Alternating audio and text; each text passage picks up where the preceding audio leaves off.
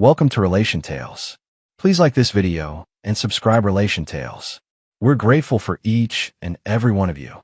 Let us know where in the world you're tuning in from. We'd love to hear from you in the comments. Let's begin. The day Ivy stopped humming in the kitchen, something inside Damien shifted. It was so subtle, just silence where there used to be soft notes drifting from her lips while she stirred her tea, tied her apron, or waited for the kettle to hiss. That morning, she simply stared into her cup, unmoving. No song, no glance, no warmth. Damien was already dressed for work, standing by the window, tying his tie, but the silence bit into him more than any words ever could. "Ivy," he said softly, careful not to spook the stillness. "You okay?" She turned, her eyes cool, polite. "Of course," she replied with a smile too thin to believe. "Why wouldn't I be?" But he saw it. The vacancy behind her eyes, the disconnect, the way she clutched her phone under the kitchen towel, angling it away like it held secrets. It wasn't paranoia. It was instinct. He smiled back, nodded, and kissed her cheek. She didn't lean into it, just stood there, like a statue. That was the day Damien stopped hoping and started watching. Their marriage had never been flashy, but it had been full of quiet, consistent love.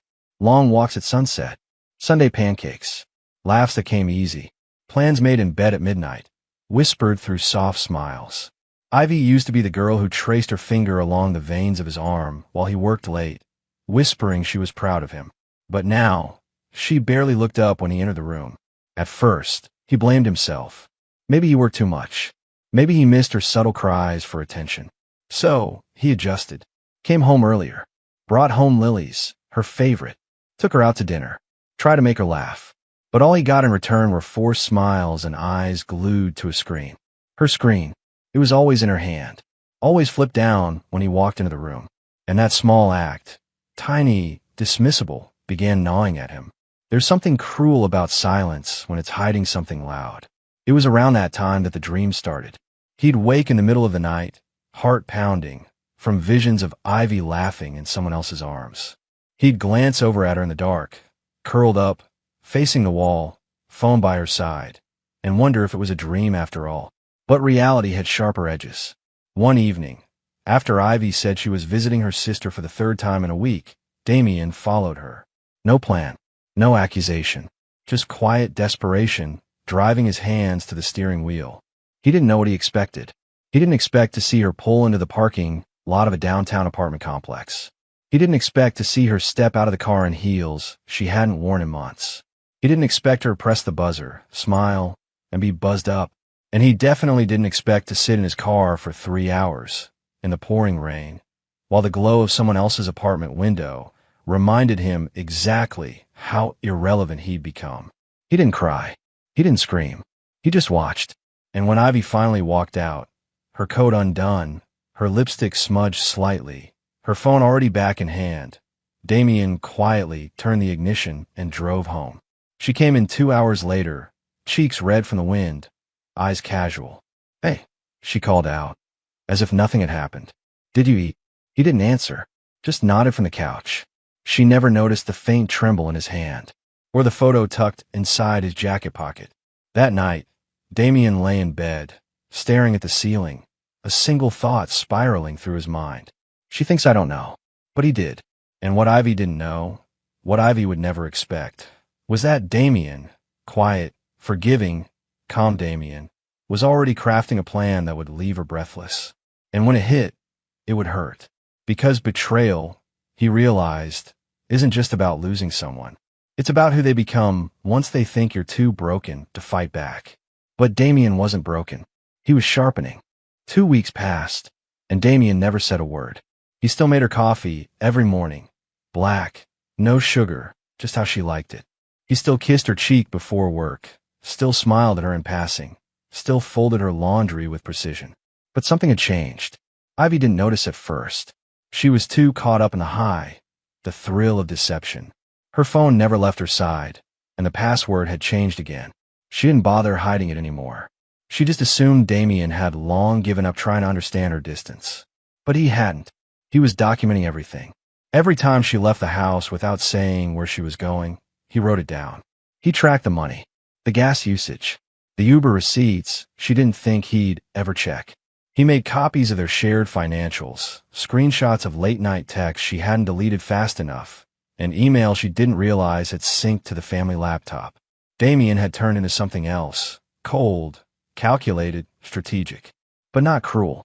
Not yet. At night, he still stared at the ceiling, but it wasn't with sorrow anymore. It was clarity. Meanwhile, Ivy's affair bloomed like rot beneath floorboards. The man's name was Marcus, a former client at her marketing firm. He was charming, divorced, said all the right things. Ivy, who once swore she wasn't the type to cheat, had fallen for him fast. With Marcus, she felt seen, desired, alive. But what she didn't understand, what she refused to acknowledge, was that the emptiness she felt had little to do with Damien. It came from her, from choices she made long before she ever met Marcus, from the deep, hollow space inside her that no amount of lust could fill. Still, she clung to the illusion. Marcus whispered promises in hotel rooms and said things like, "You deserve better," while peeling off her wedding ring. And Ivy believed him. She fed on his compliments like oxygen. She wanted out of her marriage, but not with dignity. No, she wanted to feel victorious, wanted Damien to hurt. So she started to provoke him. She criticized everything. His clothes, his laugh, his job, called him boring, said he didn't challenge her, said he didn't make her feel anything anymore. Damien just smiled. That smile unnerved her. It was the smile of someone who already knew something she didn't. One night, she came home and found him on the balcony, sipping wine in the dark. For the first time in months, she watched him. Really watched. There was a stillness to him, a confidence that made her uneasy. "You okay?" she asked, folding her arms. He didn't look at her. Never better. She blinked. That wasn't the answer she expected. "I made dinner," she offered, feigning softness. "Not hungry," he replied.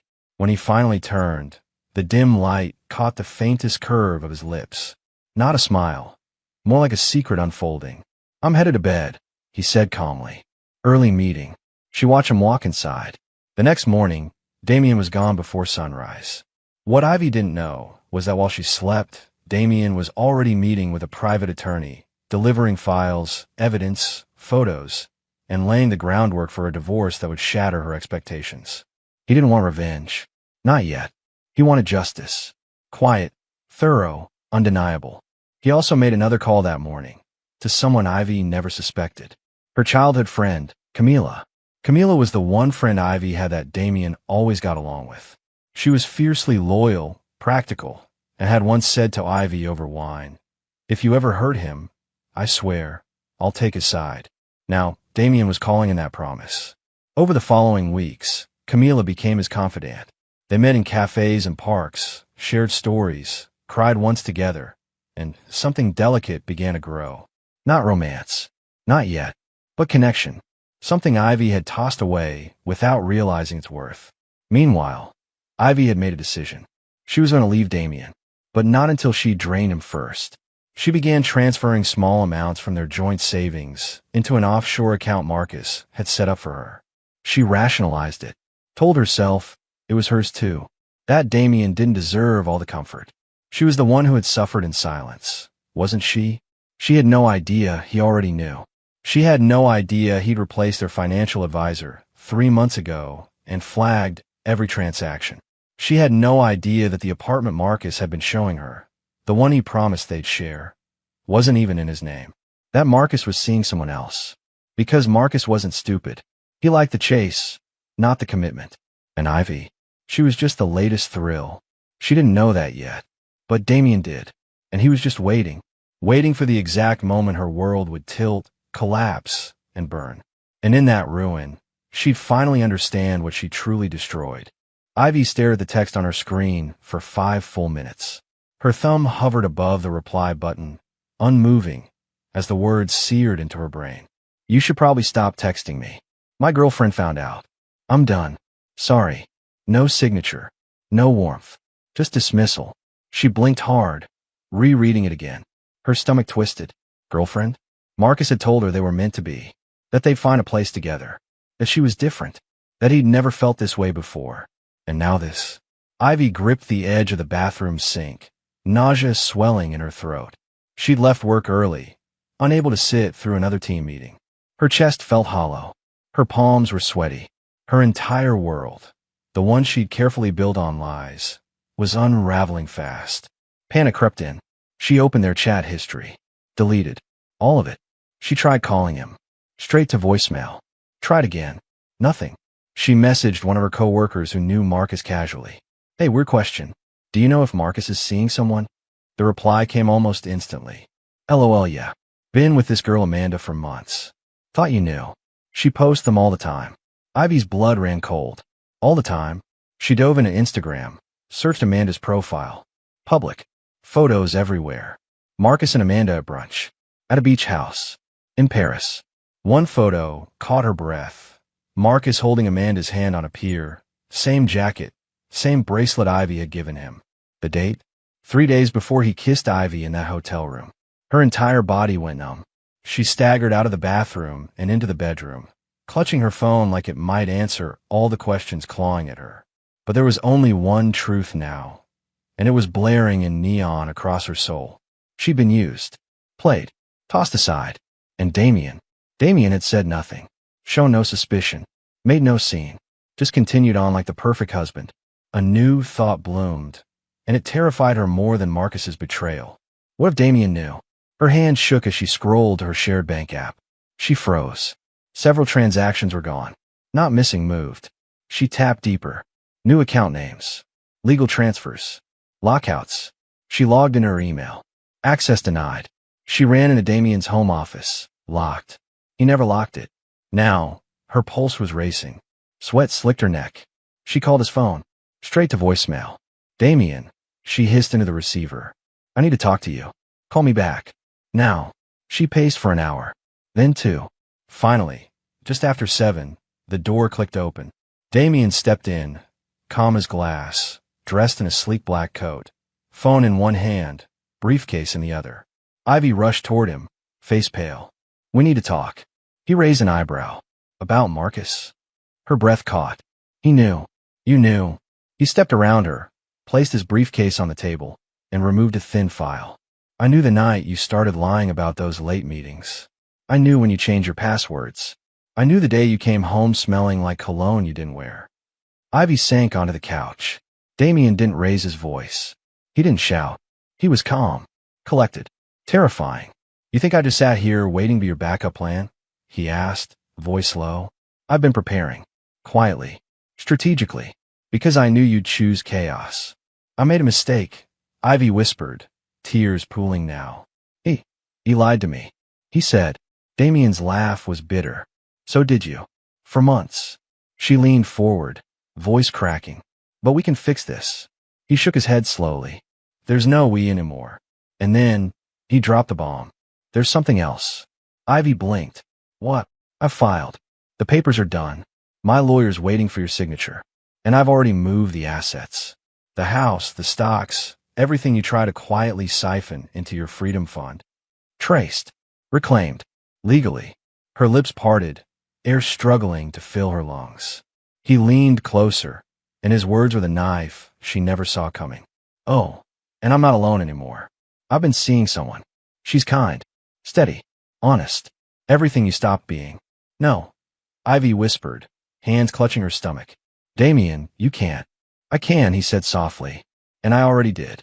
Then the front door opened again, and in walked Camila, hair pulled back, confidence glowing. She smiled gently at Ivy, not mockingly, not cruelly, just sad. I told you, Camila said quietly, setting a small folder on the table. If you ever hurt him, I'd take his side. Ivy's scream was silent, just a sharp intake of breath, her world crumbling like wet ash around her. She watched Damien place a hand on Camila's back, guiding her gently toward the hallway. He turned back once. You wanted a war, Ivy. You just didn't realize how prepared I'd be. And then he was gone, leaving her alone in the ruins she created, without Marcus, without Damien, without anything. But it wasn't over. Not yet. Because Ivy wasn't done burning. She just needed to find the right match. The first morning Ivy woke up alone, the silence was unbearable. It clawed at the walls, slithered under the sheets, wrapped around her throat like guilt. The bed felt bigger now, emptier. Her phone was dead. The flowers Damien used to bring every Sunday were gone. Even a mug she loved, the yellow one with the chipped rim, had vanished from the kitchen shelf. He took it, not out of spite, but to remind her he had loved her once. That was the real punishment. Every step through the house whispered his absence. She opened drawers and found nothing. Checked her email. Access revoked. She searched for bank accounts. Frozen. Her lawyer wouldn't answer her texts anymore. She tried calling Marcus. Still voicemail. She scrolled through her photos, zoomed in on the ones where she looked happiest. She barely recognized the girl in them. When Camila showed up at Damien's side in court, Ivy's world cracked wide open. He didn't gloat. He didn't look at her. Not once. Camila handed over paperwork like a silent executioner, and Ivy could barely hold the pen. The courtroom was quiet, clean, professional, cold. But that night, when she returned to her empty apartment, the one she used to joke was too small for ambition. Something broke inside her. She couldn't cry, couldn't scream. She just stood in the hallway, staring at the wall, until sunrise bled across the blinds.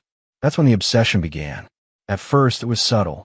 She'd refreshed Damien's social media, hoping for a crack in the surface. But there were no posts, no photos, no updates, just silence. And that silence, calculated, intentional, drove her insane. She messaged old friends. No one responded. She tried to find mutuals, but it seemed like Damien had disappeared from every thread of her life. Except one, Camila. She hadn't blocked Ivy. Not yet. Ivy lurked, watched, studied every caption, every tag, every flicker of Damien's reflection in a wine glass or the corner of a restaurant booth. She watched his smile slowly return, and that's when her anger bloomed into something darker. She didn't want him back. She wanted him undone. She created fake profiles, planted false stories, tried to make it look like Damien had cheated first, posted anonymously on gossip forums, hinting that Camila had seduced him before the divorce.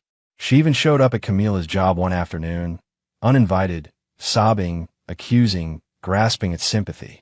Camila didn't flinch. "Ivy," she said calmly, "you broke him. All I did was help him remember how to breathe." Then she turned and walked away. That night, Ivy drank. Heavily. For the first time in years. She stared at the wall, tears sliding down her face, and whispered, "I didn't mean to lose him." But it was too late. Because Damien was thriving. He launched his new company, something he dreamed about but never dared pursue. Now free from Ivy's constant dismissals and criticisms, he was climbing. Fast. His confidence returned like fire. His team respected him. Camila stood beside him, not as a shadow of Ivy, but as a flame of her own. And that's when Ivy made her final move. She showed up at his apartment. Hair curled, makeup perfect, voice soft. She carried a photo album, their album, the one he thought he'd thrown away. Damien opened the door, saw her standing there, and said nothing. "I just want to talk," she whispered. He stared for a long moment, then stepped aside, only for one reason: closure. She placed the album on the table, opened it to a page where they'd vacationed in Spain. "Do you remember this?" she asked, eyes glassy. "I do," he replied. "It was the last time you looked at me like I mattered." She flinched. "I lost myself," she whispered. "I was lonely. I didn't know how to ask for help. Marcus made me feel like someone wanted me again." "You could have told me," he said. "I didn't think you'd listen." "I would have," he said softly, "but you never gave me the chance." A long pause settled between them. Then Ivy's voice dropped lower. "I miss you." Damien studied her, quiet, still. "I miss the man I used to know," she continued, reaching for his hand. "I know you've moved on, but I needed to say it." He let her hold his hand for just a second longer. Then he pulled away. "I'm not the man you used to know," he said. "You taught me how to be this version of myself. So thank you." And with that, he stood.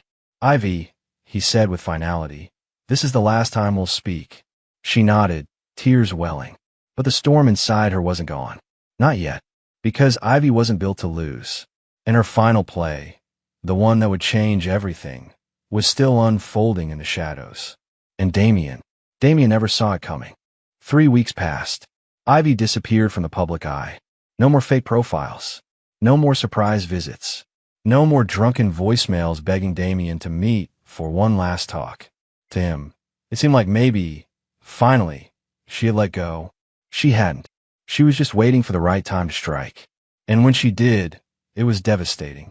One Tuesday morning, as Damien walked into his office, coffee in hand, Camila on the phone, he was met by two uniformed officers waiting near reception. They handed him a sealed envelope, informing him he was under investigation for embezzlement. At first, Damien laughed. A gut reaction. It had to be a mistake. Until he opened the envelope. Inside were falsified spreadsheets, fake signatures, altered transactions, crafted to make it look like Damien had siphoned money from his own company's early investors. And worse, anonymous emails had already gone out to every board member. His name was everywhere. His company's PR team was scrambling. News started circulating. The anonymous tip had come from a burner account. But Damien knew. He knew. Ivy. She had gone nuclear. He spent the next 48 hours buried in lawyers, accountants, and security experts. For the first time since their divorce, the panic returned. Not because of what she might take, but because of what she could destroy. Camila stood by his side, unwavering, furious, protective. "She's trying to erase your future," she said, voice trembling with rage. "We're not letting her." But Damien wasn't angry. He was done with anger. He was surgical now. He gathered everything. All the files he'd never released during the divorce. The voice recordings. The backup messages. The photos. The account routing logs showing Ivy moving money under a false LLC name. The metadata proving her financial trail. And then, he made one call. To Ivy's new employer. Yes, despite everything, Ivy had recently landed a high-profile PR job with a major firm, claiming she was rebuilding her life. What she didn't know was that the company's lead investor was Damien's mentor, and Damien had receipts. The next morning, Ivy walked into work wearing a crisp beige suit and a forced smile. Her heart was still bruised, but she told herself she was rising again, surviving. She never made it to her desk. Her boss stopped her in the hallway, handed her a brown envelope, and said 4 words. "You need to leave." Inside the envelope was everything. Proof of her manipulations, the false embezzlement report, the threats to Damien. All traced, all verified, all damning. She was fired on the spot. As she stepped out of the office into the pouring rain, Ivy realized something chilling. She had nothing. No job, no Marcus, no marriage, no home, no reputation, no more control. And Damien? He didn't just survive. He thrived. With the crisis squashed, his company only grew stronger. His investors doubled down. The public sympathized, seeing him as a man who'd been falsely accused, wrongfully attacked, yet handled it all with quiet grace. His story went viral. And as for Camila, she stood with him at the first investor gala, hand in hand, her dress shimmering like the night sky. Cameras flashed. The world watched. And Ivy? She watched too. From a cracked iPhone in a second-hand apartment on the edge of the city, streaming a video she couldn't turn away from. There was Damien, standing at the podium, speaking into the mic with calm clarity. "I once gave my heart to someone who didn't know how to hold it. And when they broke it, I thought I'd never trust again. But betrayal doesn't have to end you. Sometimes it forges you. Stronger, smarter, and yes, colder, but only to those who set the fire in the first place." The crowd erupted. Ivy turned off the phone, but his voice still echoed. She dropped the device, curled up on the floor, and stared at the ceiling. This wasn't karma. This was consequence. Damien didn't destroy her with rage. He buried her with restraint. Because the most devastating revenge is becoming unforgettable to someone who treated you like you were disposable. He didn't just walk away. He became everything she thought he could never be, without her. And that silence, that permanent absence, it rang louder than any scream she could ever make.